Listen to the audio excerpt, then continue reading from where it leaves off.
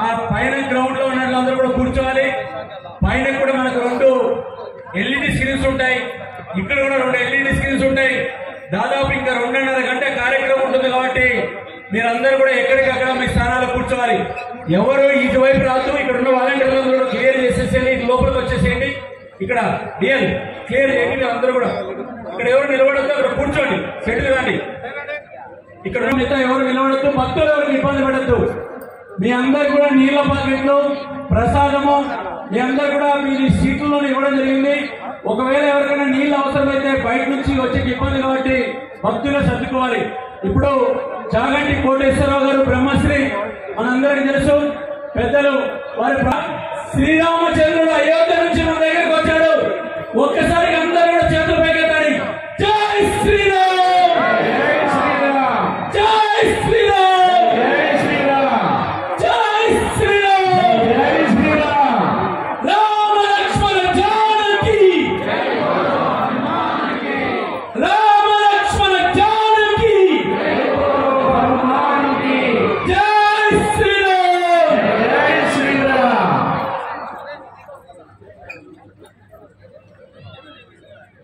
विष्णु शिशिवर्णं चतुर्भुजं सन्नवदनं ध्यायेत् सर्वविघ्नोपशान्तये। गुरुर्ब्रह्मा गुरुर्विष्णुः गुरुर्देवो महेश्वरः, गुरुसाक्षात् परं ब्रह्म तस्मै श्रीगुरवे नमः। वागर्धाविव सम्पृक्तौ वागर्धप्रतिपत्तये जगतः पितरौ वन्दे पार्वती परमेश्वरम्। मनोजवं मारुततुल्यवेगं जितेन्द्रियं बुद्धिमतां वरिष्ठं वातात्मजं वानरयूथमुख्यं श्रीरामदूतं शिरसा नमामि।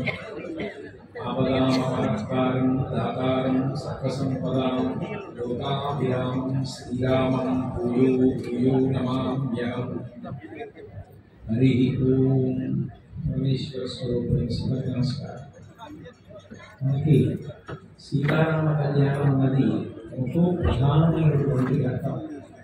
నిజానికి సీతారామ కళ్యాణ కథ శ్రీరామాయణంలో బాలకాండలోంచి పరిశీలించి తెలుసుకున్నదానికన్నా అయోధ్యకాండ చివరిలో అనసూయమ్మ దగ్గర సీతమ్మ చెప్పినటువంటి విషయాలతో కలిపి సీతారామ కళ్యాణాన్ని పరిశీలిస్తే దానికి ఒక సమగ్రత ఏర్పడుతుంది. చాలా చోట్ల సీతారామ కళ్యాణం అంటే రాముడు శివధనుర్భంగం చేశాడని వెంటనే సీతమ్మ పుష్పమాల చేతితో పట్టుకుని వెళ్ళి స్వయంవరంగా రామచంద్రమూర్తి మెడలో వేసిందని, ఉత్తర క్షణంలో సీతారాముల యొక్క వివాహం జరిగిందని అనుకుంటారు. కానీ మీరు శ్రీరామాయణాన్ని పరిశీలన చేస్తే నిజానికి సీతారాముల యొక్క వివాహం అట్లా జరగలేదు. మనం ఇప్పుడు చేస్తున్నాం కాబట్టి కళ్యాణము అని పిలుస్తాం. అప్పుడు చేసినప్పుడు దాన్ని వివాహము అని పిలిచారు. కారణం ఏంటంటే రాముడు నరుడిగా ఆవిర్భవించాడు. నరుడిగా రావడానికి కారణం నరుడి యొక్క జన్మ అంతగా అధిక్షేపింపబడింది. త్రేతాయుగంలో రామచంద్రమూర్తి యొక్క అవతార స్వీకార సమయానికి రావణాసురుడు మాత్రమే కాదు, ఋషులు కూడా మనుష్య జన్మని ఎంత తక్కువ చేసి మాట్లాడారో రామాయణం పరిశీలన చేస్తే అర్థమవుతుంది. భగవంతుడి సృష్టిలో అన్ని ప్రాణుల కన్నా ఉత్కృష్టమైన ప్రాణి ఎవరు అంటే మనుష్యుడు. మనుష్యుడు అక్కడే పుణ్యకర్మలు చేసి దేవత కాగలడు, పాపకర్మలు చేసి తిరియకు కాగలడు. నాకు పాపము వద్దు పుణ్యము వద్దు అని చెప్పి శాస్త్రం ఎట్లా చెప్పిందో అట్లా భక్తితో కర్మాచరణం చేసి ఈశ్వరుని యొక్క అనుగ్రహానికి పాత్రుడై ఈశ్వరానుగ్రహం వల్ల కలిగినటువంటి జ్ఞానము వలన పుట్టవలసిన అవసరాన్ని మోక్షాన్ని పొందగలరు. 3 మార్గాలలో వెళ్ళగలిగిన వాడు మనుష్య ప్రాణి ఒక్కడే. అంత గొప్ప ప్రాణిగా మనుష్యుని భగవంతుడి సృష్టిస్తే అటువంటి మనుష్య జన్మని చాలా కించపరిచి మాట్లాడినటువంటి వాడు రావణాసురుడు. అందుకే శ్రీరామాయణ ఉత్తరకాండ పరిశీలన చేస్తే రావణాసురుడు తపస్సు చేసినప్పుడు బ్రహ్మగారు ప్రత్యక్షమైతే నాకు ఈ చేతిలో మరణం ఉండకూడదు, వారి చేతిలో మరణం ఉండకూడదు అనే వరాలు అడిగి నాకు మనుష్యుల చేతిలో మరణం ఉండకూడదని వరాన్ని కూడా నేను అడగను. ఎందుకు అడగను అంటే తృణభూతాహితావకే ప్రాణిలో మనుషాదయ అన్నాడు. ఈ సృష్టిలో ఉన్న అన్ని ప్రాణులలో నా దృష్టిలో ఒక గడ్డి పరకతో సమానం మనుష్యుడు. అటువంటి మనిషి చేతిలో నాకు మరణం ఉండకూడదని అడగవలసిన అగత్యం నాకేమిటి? అందుకని నేను అడగను. అంటే మనిషిని అంత చిన్నబుచ్చాడు రావణాసుడు. జనక మహారాజంతటి వాడు మనుష్య జన్మని కించపరిచి మాట్లాడాడు. ఋషులు అనేక సందర్భాల్లో మనుష్య జన్మని రామాయణంలో తక్కువ చేసి మాట్లాడారు. అటువంటి సమయంలో మనుష్య జన్మ యొక్క గొప్పతనం ఏమిటో నిరూపించడానికి వచ్చినటువంటి అవతారం రామావతారం. అందుకే మిగిలిన ఏ అవతారం కన్నా కూడా శ్రీరామావతారం మనుష్యుల దగ్గరైనంతగా ఇతర అవతారములు దగ్గర కావు. రాముడు ఏది నడిచి చూపించాడో, ఏది ఆచరించి చూపించాడో అదే ప్రమాణం. మనం వేదమంతా చదవలేదని బెంగపెట్టుకోక్కర్లేదు. రాముడు ఏ సందర్భంలో ఎట్లా ప్రవర్తించాడో చూసి అట్లా మనం ప్రవర్తించగలిగితే అదే వేదము చేత ప్రతిపాదింపబడినటువంటి ప్రమాణ పురస్సరమైనటువంటి ఆచరణ. అందుకే అన్ని గుణములు కలిగినటువంటి నరుడిగా ఈ భూమి మీద ప్రవర్తించాడు. ధర్మాన్ని పట్టుకున్న నరుడు ఎంత గొప్ప స్థితికి వెళ్ళగలడో చూపించినటువంటి వాడు రాముడు. ఓంకస్మిన్ సాంప్రదం లోకే గుణవాన్ కశ్చ వీర్యవాన్ ధర్మజ్ఞశ్చ కృతజ్ఞశ్చ సత్యవాక్యో దృఢవ్రతః చారిత్రేణ చ కోయుక్తః సర్వభూతేషు మోహితః విద్వాంతః కస్సమర్థశ్చ కశ్చైక ప్రియదర్శనః ఆత్మవాంకో జితక్రోధో ద్వితిమాంకో నరసూయకః కస్య బిభ్యతి దేవాశ్చ జాతరోషస్య సంయుగే అని అడిగారు వాల్మీకి మహర్షి నారదుడిని. 16 గుణములు పరిపూర్ణంగా కలిగినటువంటి మనుష్యుడు ఎవరు అని అడిగితే అప్పుడు రామకథని సంక్షేమ రామాయణంగా నారదుడు చెప్పాడు. అంటే ఇన్ని మంచి గుణములు రాముడికి ఎక్కడి నుంచి వచ్చాయి అంటే నిజానికి రాముడు ఇంత గొప్పవాడు కావడానికి కారణం భగవంతుడు కాబట్టి కాదు, గురువులను అంత గొప్పగా సేవించాడు. గురువులు ఏది చెప్పారో దాన్ని ప్రమాణంగా స్వీకరించాడు.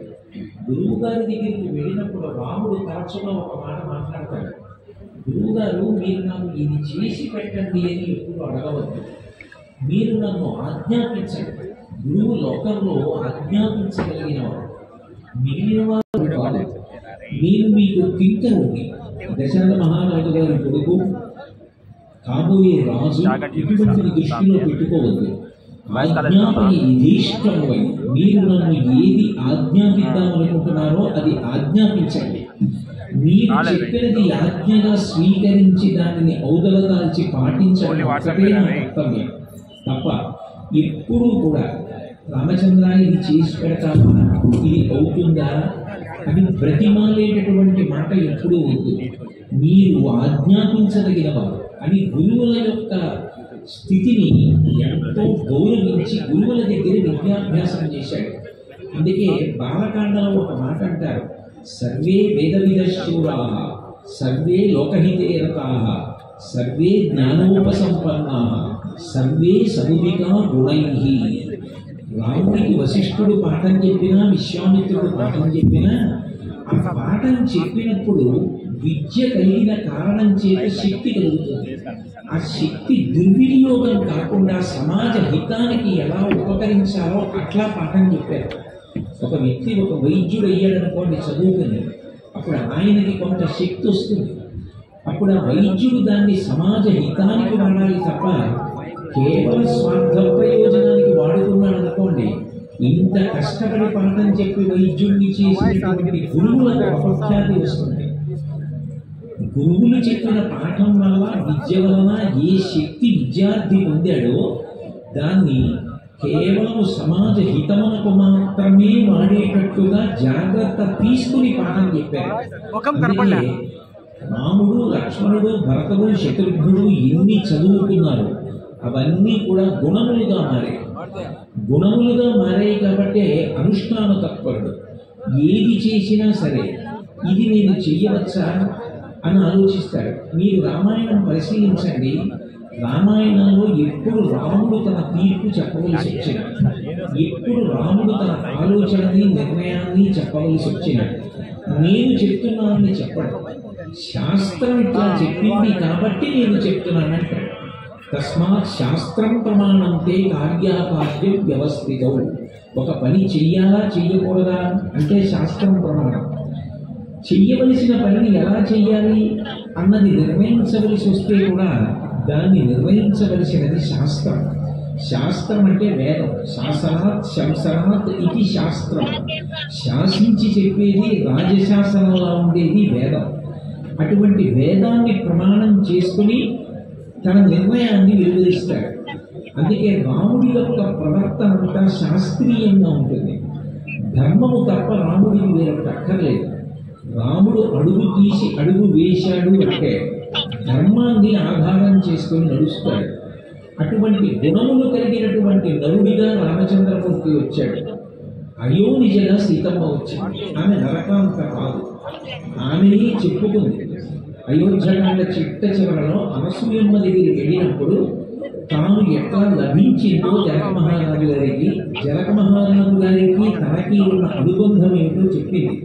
సీతారామ కళ్యాణ ఘట్టంలో జనక మహారాజు గారు చెప్పాడు, అధమే కుశల క్షేత్రం లంకలా బుద్ధిదామయ క్షేత్రం శౌధయతాలబ్ధ నామా సీతీతి విశ్వముగా అన్నాడు. ఆమెకి నేను పేరు పెట్టలేదు, ఆమెయే పేరు పెట్టుకుంది. సీత అన్న పేరుతో ఆమె భూమిలోంచి పైకి లేచింది. బుద్ధిగా అన్నాడు. పద్మావతీదేవి దొరికినట్టు వందసంలో లభించినది కాదు. ఆమె పుట్టినప్పుడు నాగేటి చాలుకు తగిలి పైకి లేచి తనకి తానే సీత అని పేరుంచుకుంది. సీత నాగేటి విశ్రుత. అప్పుడు జనక మహారాజు గారికి అనుమానం వచ్చింది. మీరు భూమి ప్రవర్తించాలి, శిష్యురాలు అయితే ఒకలా ప్రవర్తించాలి, కూతురైతే ఒకలా ప్రవర్తించాలి. ఈమె నాకేమవుతుంది? ఈమె నరకాంత కాదు, భూమిలో దొరికింది. భూమిలోంచి పైకి లేచిందన్న ఉద్దేశ్యంతో ఆయన పిల్లని చేతితో పట్టుకుని ఆకాశం వంక చూసి అడిగాడు, ఈ పిల్ల నాకేమవుతుంది ధర్మము చేత అని అడిగాడు. అంతరిక్షీచమాగుప్త ప్రతిమా మనుషీకిల ఏవమేతం నరపతే ధర్మేణ తనయాపవా. సీతమ్మ అనసూయమ్మతో అయోధ్యకాండలో చెప్పిన మాట ఇది. అప్పుడు అంతరిక్షం నుంచి మాట వినపడింది, ఈమె నీకు ధర్మము చేత కుమార్తె. ఒక కుమార్తెని ఎలా పెంచుతావో, ఎట్లా వివాహం చేస్తావో అట్లా ఈమెకు వివాహం చేయమని చెప్పాడు. అంతరిక్షంలోంచి వినపడిన వాక్కు అంటే అశరీర వాణి, అదే భగవద్వాక్కు. కాబట్టి ఇప్పుడు ఆ పిల్లని తీసుకెళ్లి తన భార్యకి ఇచ్చాడు. కుమార్తె కింద పెంచి పెద్ద చేశాడు. ఆమె నరకాంత కాదు, ఆమె సాక్షాత్తు పరదేవతా స్వరూపిణి. ఇప్పుడు ఆమెకి భర్త ఎవరై ఉండాలి? పరబ్రహ్మమై ఉండాలి. పరబ్రహ్మము ఇప్పుడు ఈ భూమి మీద ఎవరి రూపంలో ఉన్నాడు? ఏ రూపంతో తిరుగుతున్నాడు? ఎవరికి ఇచ్చి వివాహం చేయాలి? తనకి అంతు పట్టదు. అందుకే తన వంశంలో 6వ వాడైనటువంటి దేవరాజుని దగ్గర ఈ పీఠముని విప్పడానికి భగవంతుడు ఎప్పుడో నిర్ణయం చేసి శివధనస్సుని తీసుకొచ్చి జనకుడి ఇంట్లో న్యాసంగా ఉంచాడు. అందుకని తన కుమార్తెను వీర్యేశుల్క అని ప్రకటించాడు. ఎవరు శివధనస్సుని ఎక్కువ పెడతారో వాళ్ళకిచ్చి పెళ్లి చేస్తానన్నాడు. ఎందరో వచ్చారు, శివధనస్సుని ఎక్కువ పెట్టడానికి ప్రయత్నించారు, కానీ ఎవ్వరూ ఎక్కువ పెట్టలేకపోయారు. కాబట్టి జనక మహారాజు గారు ఒక నిర్ణయానికి వచ్చాడు. ఎక్కడో పరబ్రహ్మము కూడా పురుష స్వరూపాన్ని పొంది ఉన్నాడు. పరదేవత స్త్రీగా నా ఇంట లభించి నాకు కీర్తి తెచ్చింది, జనకుడి కూతురు కాబట్టి జానకి అని. మనుష్య రూపంలో ఉండే అవకాశం లేదు. ఎందుకంటే మనుష్యుడైతే గర్భవాసం చేయాలి, గర్భవాసం చేసి పుట్టాలి. ఈమె గర్భవాసం చేసి రాలేదు. కాబట్టి నరుడిగా పరబ్రహ్మను తిరిగే అవకాశం లేదు. నరుడిగా వస్తే తప్ప రావణ సంహారం అవ్వదు. అందుకని ఒక సామాన్య నరుడు ఎట్లా పుడతాడో అట్లాగే అమ్మ కడుపులో 12 నెలలు ఉండి బయటికి వచ్చిన వాడు రాముడు. తతశ్చ ద్వాదశే మాసే చైత్రే నవమికే తిథౌ నక్షత్రే తిథి దైవత్యే స్వచ్ఛ సంస్థేషు పంచషు గ్రహీషు కర్కటే లగ్నే వాక్పతాం ఇందునాస ప్రోద్యమానే జగన్నాథం సర్వలోక నమస్కృతం అంటారు వాల్మీకి మహర్షి. చైత్రమాసంలో శుక్లపక్షంలో నవమి నాడు మధ్యాహ్నం వేళ 5 గ్రహములు ఉచ్చలో ఉండగా కౌసల్య గర్భమాసం ఆ యుగంలో ఉన్న నియమాన్ని అనుసరించి 12 నెలలు చేసి ప్రభవించినటువంటి వాడు రాముడు. కాబట్టి రాముడు పరిపూర్ణమైనటువంటి నరుడిగా వచ్చాడు. సీతమ్మ అయోనిజగా వచ్చింది. అయోనిజగా వచ్చినటువంటి సీతమ్మకి నరుడు భర్త అవుతాడు అని జనక మహారాజు గారు ఊహించలేదు. అందుకే శివధనస్సు తీసుకొచ్చి విశ్వామిత్రుడు చూపించమన్నప్పుడు రామలక్ష్మణులకు దాన్ని తీసుకొచ్చి అక్కడ పెట్టించి ఒక మాట అన్నాడు.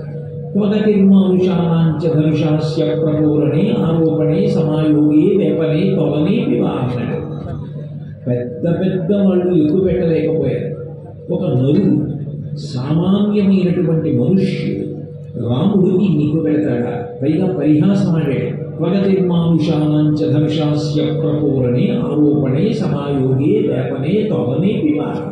ఈ ధనస్సుని పట్టుకుంటాడా? పైకి ఎత్తుతాడా? వీరికి విప్పినాది పెడతాడా? ఆకరణాంతం ఆగుతాడా? ఎక్కువ పెడతాడా? ఒక మనుష్యుడు ఈ రాముడి వల్ల ఏమో